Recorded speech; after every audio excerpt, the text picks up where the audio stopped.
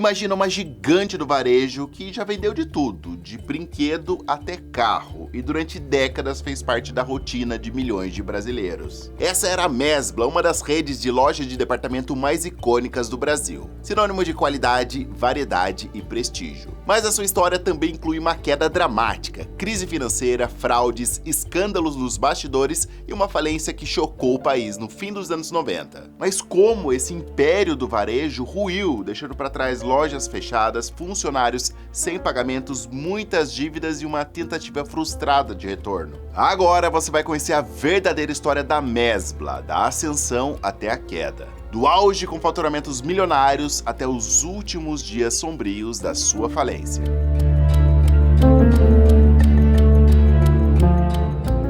A história da Mesbla começa lá em 1912, quando uma empresa francesa chamada Mestre Blager abriu uma pequena filial no centro do Rio de Janeiro. Aliás, daí vem o nome Mesbla, junção das duas palavras Mestre e Blager, ideia da Isaura, secretária do dono. Nessa época, a Operação Carioca não passava de um braço pouco importante de uma firma internacional, voltada principalmente para o comércio de acessórios para carro.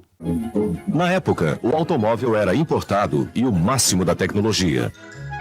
E a Mesbla contribuiu decisivamente para a mudança de comportamento da população diante dessa novidade. Em 1924, o gerente local, o francês Louis Lassen, decide transformar a filial em uma empresa independente e nas décadas seguintes, a Mesbla gradualmente deixou de ser apenas uma importadora para se tornar uma loja de departamentos diversificada. Ela passou a se inspirar no modelo das grandes lojas norte-americanas. Muitos produtos diferentes no mesmo lugar, atendendo a um público urbano em crescimento. Essa foi a virada de chave que redefiniu o negócio. Agora, eles queriam ser os maiores do varejo. Na década de 60, ao comemorar seus 50 anos, a Mesbla já contava com mais de 8.000 funcionários espalhados por 13 lojas no Brasil. Agora comandada por Silvano Cardoso e mais tarde por Henrique de Botton, seu genro. Na sua gestão, a empresa redefine sua estratégia, abandonando os negócios de atacado para atuar com toda a força no varejo. A Mesbla S.A. ganha então mais dinamismo, obtendo um significativo crescimento. Mas foi durante as décadas de 70 e 80 que a Mesbla atingiu seu auge. Nessa fase, a rede cresceu de forma impressionante. Chegou a operar cerca de 180 lojas de norte a sul do Brasil, empregando mais de 28.000 funcionários. Eram verdadeiras mega lojas, algumas com vários andares em áreas superiores a 3.000 metros quadrados, dominando quarteirões inteiros nas ruas importantes das grandes cidades. Numa época sem internet, a Mesbla se destacou por oferecer praticamente tudo que a pessoa poderia querer num único lugar. Nas prateleiras e vitrines, você podia encontrar desde roupas, calçados e brinquedos até artigos esportivos, eletrodomésticos, eletrônicos e carros. Isso mesmo, carros de verdade. Estou aqui na Mesbla da Avenida do Estado e comprei uma Opala. O preço é bem menor do que você imagina. E você escolhe o modelo e a cor. E tem mais, hein? Com um pouquinho de conversa, você sai com tudo isso. Nessa época, os funcionários até brincavam que eles só não vendiam um caixão. De resto, eles tinham tudo. A Mesbla tem tudo que você quer. Tudo mesmo. A Mesbla também acompanhou o avanço da tecnologia com a popularização dos computadores domésticos. Na Mesbla, microcomputador Hotbit da Sharp com 64K, 3.900.000. Acompanha uma fita de autoinstrução do teclado. Assalto. Estou assaltando mesmo. Estou roubando escandalosamente. Naquela época, ir até a Mesbla não era só entrar numa loja e fazer uma compra. Era um evento, era um momento de família, era o passeio de domingo, sabe? É por isso que até hoje muitos brasileiros ainda se lembram de passear durante horas dentro da loja, vendo tudo que eles podiam comprar naqueles corredores abarrotados, especialmente em datas comemorativas como Natal, Dia das Mães, Dia dos Pais ou Dia das Crianças. E declaro que a Mesbla já tem os presentes mais incríveis para o Dia das Crianças pelos menores preços do reino. Eu sabia que tudo ia acabar bem. Tinham produtos e marcas específicas, exclusivas, que só tinha na Mesbla. Daniel Esther, Cores do Mundo. E junto com a expansão física, veio também a explosão na TV. Ela foi uma das primeiras varejistas a apostar em comerciais de televisão em horário nobre, estrelados por celebridades que eram a coqueluche do momento. Quer um conselho de amiga? Vai na Mesbla. Não tem erro.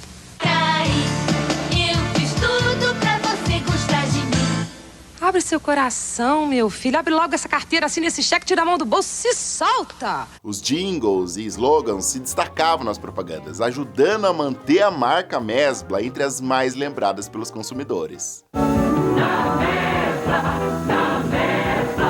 o maior Natal do Brasil. Outra boa sacada veio do marketing. Eles estavam sempre lançando uma liquidação, uma promoção diferente para atrair o público.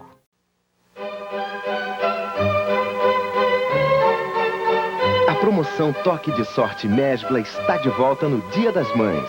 Se você encontrar uma tarja vermelha no verso da sua nota do caixa, a Mesbla dá, de graça, tudo o que você estiver comprando. Tudo mesmo! De perfumes a videocassetes.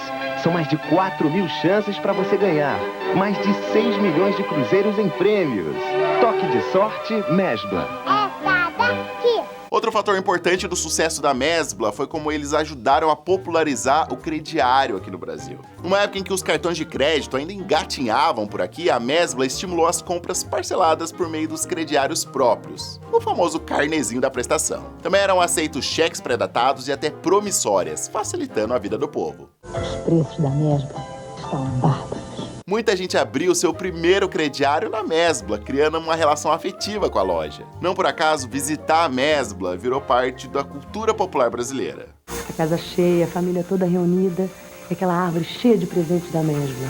É a cara do Natal. Mas enquanto o público via as fachadas imponentes e as propagandas cada vez mais chamativas, por trás das cortinas começavam os grandes problemas do Império Mesbla. Já no início dos anos 90, a Mesbla se deparou com um cenário econômico e competitivo totalmente diferente da década passada. O Brasil vivia tempos turbulentos, hiperinflação nas alturas, que veio dos anos 80, seguidos por planos econômicos radicais ali no começo de 90, e essa instabilidade afetou diretamente o varejo. A Mesbla, que até então reinava praticamente absoluta no mercado por décadas, viu surgir novos concorrentes especializados que começaram a morder generosas fatias do seu público. Redes varejistas focadas em segmentos específicos, tipo lojas só de eletrodomésticos, só de moda ou só de brinquedos, operavam com mais eficiência e muitas vezes com preços menores. Ao mesmo tempo, os shopping centers se multiplicavam pelo Brasil, acabaram virando uma febre e com isso mudaram os hábitos de consumo. Agora o cliente podia ir no shopping, visitar diversas lojas menores, de marcas variadas, importadas, ir no cinema, levar a criança para brincar, fazer supermercado, almoçar na praça de alimentação, tudo isso com ar-condicionado e estacionamento. De repente, o novo passeio de domingo do brasileiro se tornou o shopping e mais de 70% das lojas Mesbla estavam fora dele. A energia gasta quando o shopping entrar em funcionamento vai ser suficiente para iluminar uma cidade com 30 mil habitantes. Para piorar a situação, a diretoria da Mesbla tomou uma decisão que depois se mostrou desastrosa. Tentando evitar a inflação, passou a estocar mercadorias em excesso, comprando volumes enormes enquanto os preços subiam a cada dia. A ideia da Mesbla era se proteger das futuras altas de preço e garantir produtos em estoque, mas foi justamente essa ideia que botou tudo a perder. Não tem jeito, minha gente, por isso que quando se trata de administrar uma empresa, ou mesmo as nossas finanças pessoais, uma boa estratégia é essencial. Mas sempre com o pé no chão, E olhando pro futuro. E é por isso que há um bom tempo eu sou cliente do MB. Para quem não conhece, o MB é a maior plataforma de ativos digitais da América Latina e com 12 anos de estrada já soma mais de 4 milhões de clientes. Não é à toa que é uma das empresas mais confiáveis do mundo, o que me deixa muito tranquilo para dizer. Pode confiar que segurança e transparência são os maiores pilares do MB. Fora que ela é super elogiada pelos seus clientes e, claro, é totalmente legalizada pelos órgãos brasileiros, como o Banco Central e a CVM, por exemplo. Além disso, é super prática. Em 5 minutinhos você abre a sua conta pelo celular mesmo e aí já pode começar a fazer os seus investimentos digitais. Aí estamos em outubro, que é quando rola o Uptober, É um termo que, olhando o histórico do Bitcoin, costuma ser um mês de valorização. Com isso, a comunidade cripto adotou a ideia de que outubro é o mês de alta, criando aí uma tradição de otimismo nesse período. Além disso, tá rolando uma proposta muito legal. Investindo R$50 em qualquer ativo, como o Bitcoin ou outras criptos,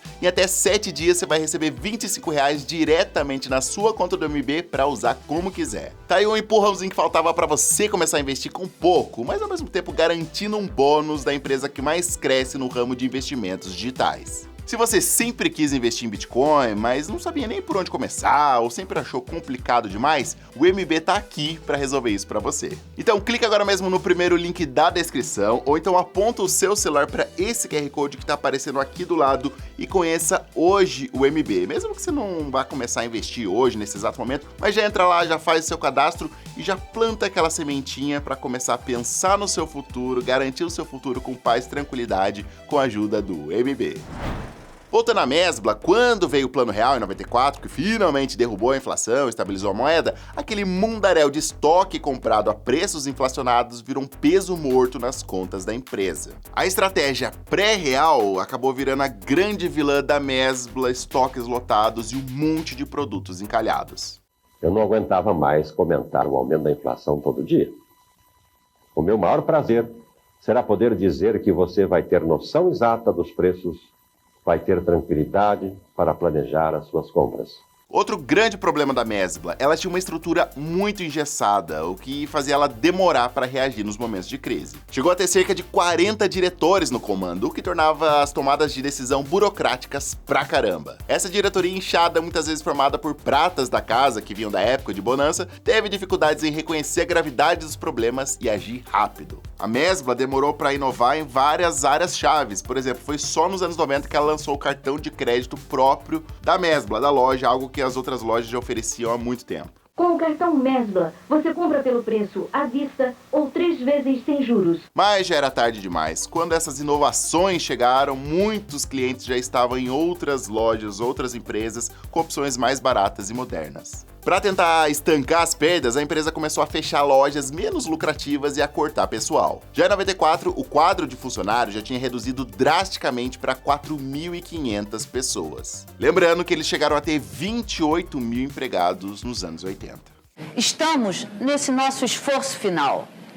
Vamos, sem dúvida, superar os desafios que ainda temos pela frente. Vamos atrás e buscar os nossos prêmios. Mesmo com várias lojas fechando, os prejuízos só aumentavam. Ficava cada vez mais claro que a Mesbla não ia conseguir sair sozinha desse buraco em que ela tinha se enfiado. E a pergunta que ficava no ar era: será que alguém poderia salvar a empresa? Ou será que alguém acreditava ainda nisso? A Mesbla acredita.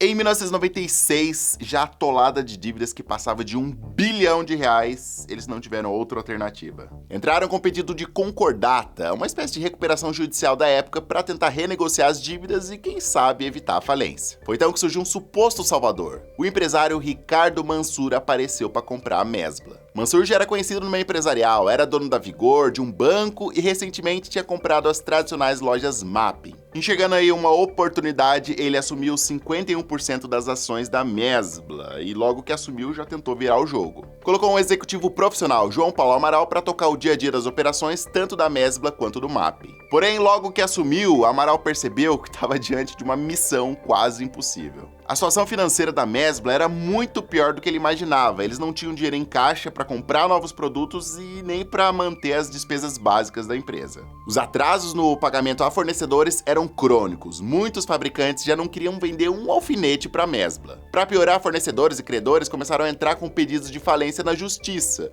perdendo a paciência diante de tantas promessas não cumpridas. Ou seja, em poucos meses, o Mansur, que era para ser o salvador da pátria, já estava diante de um colapso, com a Mesbla espremida de todos os lados. Prateleiras vazias, fornecedores cobrando na porta e várias lojas fechando porque foram despejadas por falta de pagamento de aluguel. Diante da tempestade absurda que se formava, Ricardo Mansur recorreu a amizades políticas e fez muito barulho publicamente para buscar um socorro financeiro. Ele tentou de tudo, mas a essa altura a credibilidade do Mansur já estava completamente manchada. Foi aí que descobriram que ele chegou a divulgar informações falsas sobre a Mesbla Mapping para ver se conseguia fechar algum negócio, e essa tática saiu pela culatra. Ao invés de atrair investidores, levantou suspeitas e distanciou qualquer chance de ajuda. Enquanto isso, seu banco, o Crefsul, entrou na mira do Banco Central e de investigações por práticas fraudulentas. Mansur teria feito saques milionários sem justificativas, inclusive um saque de R$10 milhões às vésperas da falência, ali no momento do colapso. Não deu outra, o Crefsul foi liquidado pelas autoridades,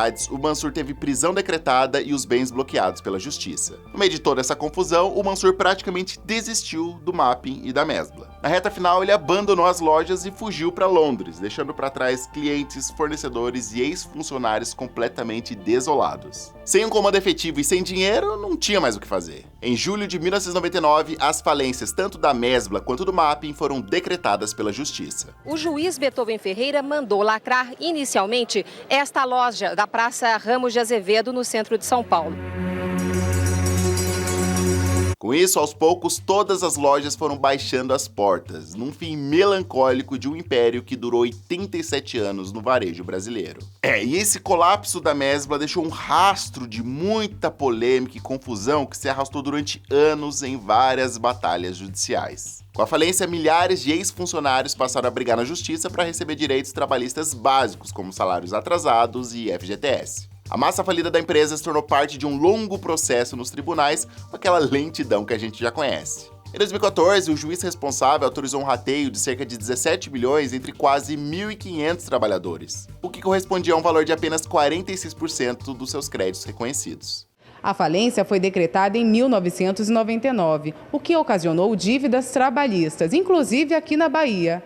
O imóvel da Mesbla já foi vendido para a quitação dessas dívidas. Bom, mas o que aconteceu com o Ricardo Mansur? Depois de fugir para Londres, Mansur enfrentou diversos processos no Brasil. Anos depois, a justiça finalmente o alcançou em algumas dessas acusações. Em 2011, veio uma condenação emblemática. Mansur e 2 ex-diretores foram considerados culpados por diversas fraudes. A sentença em primeira instância foi de 11 anos e 6 meses de prisão por gestão fraudulenta. Apesar da condenação, Mansur recorreu em liberdade e o desenrolar posterior envolveu muitos recursos e ele jamais chegou a cumprir a pena longa, Ele conseguiu responder em liberdade. O empresário e outros diretores do banco forjaram empréstimos para criar lucros artificiais, gerando milhões em prejuízos. Aqui, a Justiça manteve as penas de 11 anos de prisão. A Justiça autorizou a transferência do empresário, hoje com 71 anos, para o regime domiciliar. Mas seria esse o fim definitivo da Mesbla?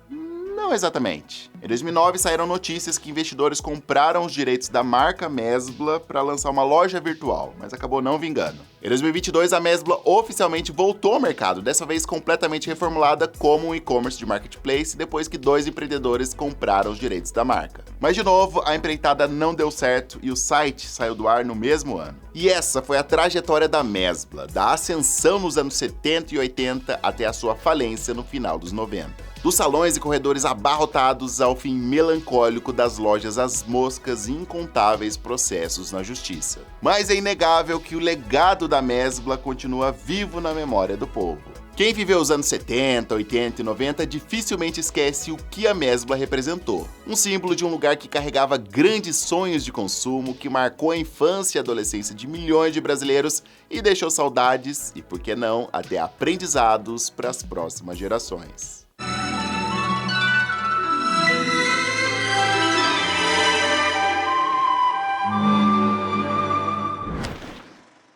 Mas você, qual a sua história com a Mesbla? Você chegou em alguma loja da Mesbla quando era criança, adolescente ou já era adulto, levou seus filhos? Qual a sua relação com essa loja clássica que, apesar de todos os problemas, ainda deixa muitas saudades na gente? Deixa aqui nos comentários que eu quero saber. Se você curtiu esse vídeo, deixa o seu gostei, seu feedback é muito importante, compartilhe esse vídeo com todo mundo. Lembrando, se você não é inscrito, por favor, inscreva-se no canal, seja muito bem-vindo, e aí você não perde os próximos vídeos que rolam aqui sempre às 7 da noite. Eu vou ficando por aqui, muito obrigado pela sua audiência, um grande abraço, nós aqui e foi! Valeu!